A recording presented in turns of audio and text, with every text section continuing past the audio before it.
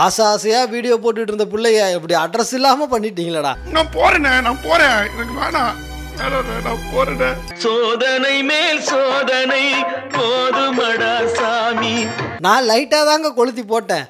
அதையே கண்டென்ட் ஆக்கி ஆளுக்கு அடிச்சு அடியில எங்க அக்கா ஒரு 6 நாளா ஆளையே காணோம்.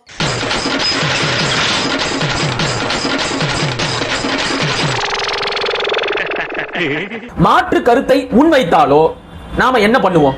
மறுபடியும் அவங்களுக்கு பதில் சொல்லுவோம். பதில் தெரியலையா, எனக்கு தெரியாது அப்படின்னு சொல்லிட்டு அமைதியா கடந்து வந்துருவோம். திராவிடம்க்கு நீங்க என்ன புரிதல்ல இருக்கீங்க? திராவிடம்னா என்ன அப்படின்றது? திராவிடம் அப்படிங்கிறது ஐடியால ஸ்கிப் பண்ணிருக்கேன்.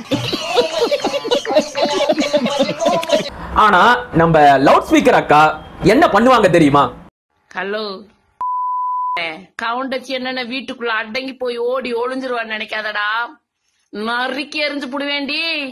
எவேண்டா கிழவனுக்கு எனக்கு கல்யாண வீடியோ போட்டிருக்குது, நறுக்கி எரிஞ்சு புடுவேன் கோத்தாங்கோம்மா. பார்க்கதான் அந்த புள்ள ரொம்ப நாகரிகமா அறிவுபூர்வமா பேசுற மாதிரி இருக்கும்.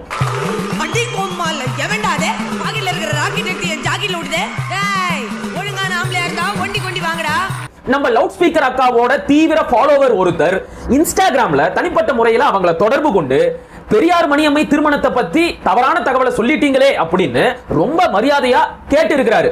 அதுக்கு அவங்க கொடுத்த பதில் இருக்கே, எப்பா கெட்ட கெட்ட வார்த்தையில காதெல்லாம் கருகிற மாதிரி திட்டுறாங்கடா.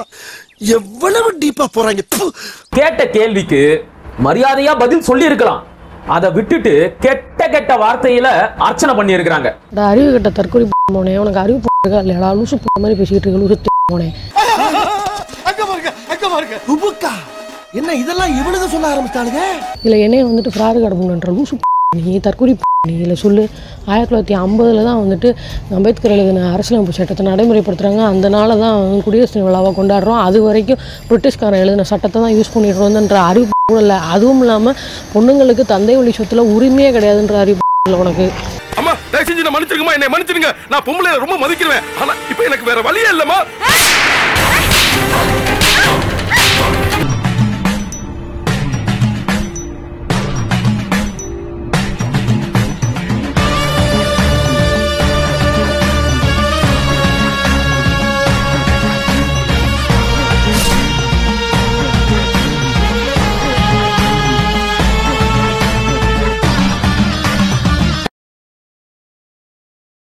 நம்ம சேனலோடைய வளர்ச்சிக்கு நீங்கள் கான்ட்ரிபியூஷன் செய்யணும் அப்படின்னு நினச்சிங்கன்னா கீழே டிஸ்கிரிப்ஷனில் ரேசர் பேருனுடைய லிங்க் இருக்குது. அதில் போயிட்டு உங்களால் முடிஞ்ச அமௌண்ட்டை நீங்கள் கான்ட்ரிபியூஷனாக நம்ம சேனலுக்கு அடிக்கலாம். நன்றி. 1956க்கு முன்னாடி வரைக்கும் பிரிட்டிஷ் அரசாங்கத்திலையும் சரி, சுதந்திர இந்தியாவிலையும் சரி, விதவை பெண்களுக்கோ மனைவிக்கோ வந்துட்டு கணவன் சொத்துல தான் பங்கு எடுத்துக்கிற உரிமை இருந்துச்சே தவிர அப்பனோட சொத்துல பங்கு எடுத்துக்கிறதுக்கான உரிமை கிடையாது. அப்போனா இல்லை எனக்கு புரியலை. ஒரு ஆர்கனைசேஷனுடைய ப்ராப்பர்ட்டிஸை ட்ரான்ஸ்ஃபர் பண்ணுறதுக்கு எதுக்கு வாரிசு இருக்கணும்? அவன் இன்னும் திருந்தலமாமா. அதுவும் ஃப்ளோவில் இன்னொரு வார்த்தை ஒன்று விட்டுச்சே, கவனிச்சிங்களா? இப்பயும் அது மூலமா வந்த ₹1 காசா இருந்தாலும் தனக்கு பின்னாடி மக்களுக்கு போய் சேரணும்னு நினைச்சாரு. அந்த சொத்துக்கள்லாம் தனக்கு பிறகு மக்களுக்கு போய் சேரணும்னு அவர் நினைச்சாராம். அதனால வாரிசு தேர்ந்தெடுத்தாராம். 1956 தான் பெண்களுக்கு சொத்துரிமையே கொண்டு வராங்க இந்திய அரசாங்கத்தில், சுதந்திர இந்தியாவில். அதுக்கு முன்னாடி வரைக்கும் பெண்களுக்கு சொத்துல வந்துட்டு தந்தை வழி அதில் வந்து சொத்துரிமையே கிடையாதுன்றது தெரியல உனக்கு. அந்த சட்டத்தோட பேர் என்ன, செக்ஷன் நம்பர் என்ன, அதோட எக்ஸாக்ட் லைன் என்ன? மணியம்மை எப்படி உனக்கு வந்து பிள்ளையா தத்தெடுக்க முடியும்? தந்தை வழி சொத்துல வந்து பெண்களுக்கு வந்து சமபங்கள் போது எப்படி பிள்ளையா தத்தெடுக்க முடியும்? ரூசு தேமானா நீ ஒத்த ரோசா பிள்ளைய ரொம்ப அற்புதமா வளர்த்திருக்கம்மா. நீ ரொம்ப அழகா வளர்த்திருக்க. பொம்பளையாச்சுன்னு பாக்குறேன். யாரா பொம்பளை? நான் 10 ஆம்பளைக்கு சமண்டா. அப்போ நடிக்கிறதுல தப்பே இல்லடி.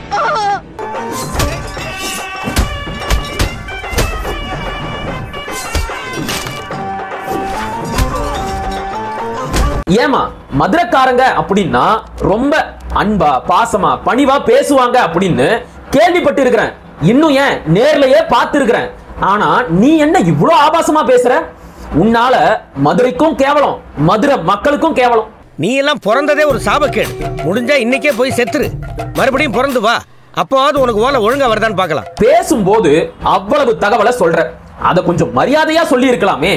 உன்னையும் ஒரு ஆளா மதிச்சு உங்ககிட்ட ரொம்ப மரியாதையா பணிவா ஒருத்தர் வந்து கேள்வி கேட்கிறாரு, அவருக்கு ரொம்ப மரியாதையாவே பதில சொல்லி இருக்கலாம். அதை விட்டுட்டு இவ்வளவு ஆபாசமா பேச வேண்டிய தேவை எங்கிருந்து வந்துச்சு?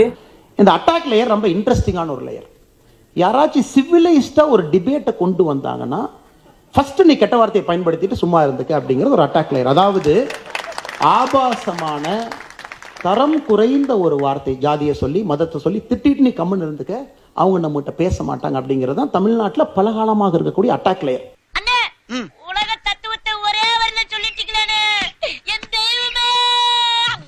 இந்த அம்மா இப்பதான் இப்படி எல்லாம் பேசுறாங்க அப்படின்னு நினைக்காதீங்க.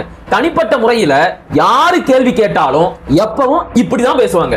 ஆக இதுதான் நாங்க, அதுதான் அவங்க, இதுதான் நான். ஆக தலைவரின் தூண்டுதல் கீழே தான் அதெல்லாமே பண்ணிக்கிட்டு இருக்கோம். இது எப்படி எனக்கு தெரியும் அப்படின்னு கேக்குறீங்களா? ஏற்கனவே ஒரு தடவை நம்முடைய தம்பி ஒருத்தர் திருக்குறளுக்கு முதலாக மாநாடு நடத்தியது திருக்குறளார் வி முனுசாமியா இல்லனா ஈவேராவா என்ற பிரச்சனையில அந்த புள்ளைய தனிப்பட்ட முறையில தொடர்பு கொண்டு தன்னுடைய கேள்வியை கேட்டு இருக்கிறாரு. அதுக்கும் இப்படிதான் மரியாதை குறைவா பேசினாங்க. பெண் தானே, பெண் சாஃப்டா இருப்பான்னு நினைக்காதீங்க. நான் கொஞ்சம் ரகடான ஆள். வாயை திறந்தாலே அப்படின்னு தான் பேசுவோம்.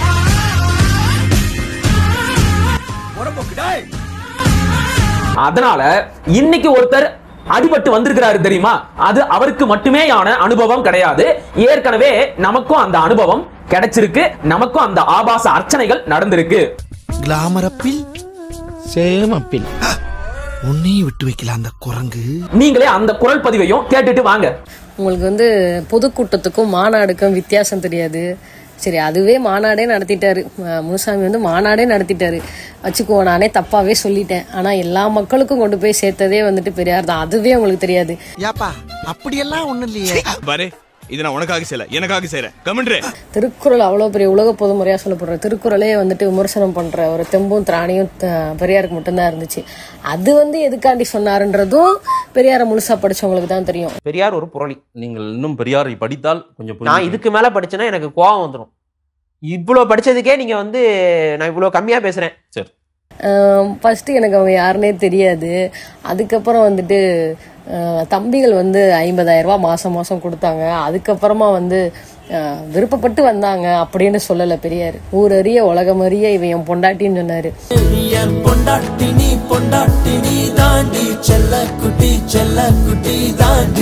ஐயாவுக்கு ஏத்த அபிநய சரஸ்வதியே இருக்கிறியா? ஐயோ அங்க வெக்கத்தை பாருங்க, ஐயாவுக்கு வெக்கத்தை பாருடா. இதுதான் நம்ம திராவிடிய பசங்க கிட்ட இருக்கிற ஒரே பிரச்சனை. அவங்கள நோக்கி யாராவது ஏதாவது ஒரு கேள்வியை கேட்டா உடனே கேட்ட கேள்விக்கு பதில் சொல்லாம கேள்வி கேட்டவனோட தனிப்பட்ட வாழ்க்கையை நோன்றது. இந்த ஈன பொழப்புக்கு பேசாம எங்கயாவது போய் ஊருக்கு போயிடலாம். இல்ல ஸ்டார்ட் பண்ணு.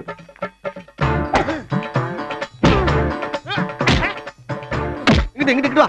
அப்படியா படைக்கலடி படைக்கல மண்டையில மட்டும் அடிச்சிடாத, குலக்கேசல் உள்ள போயிருவேன்.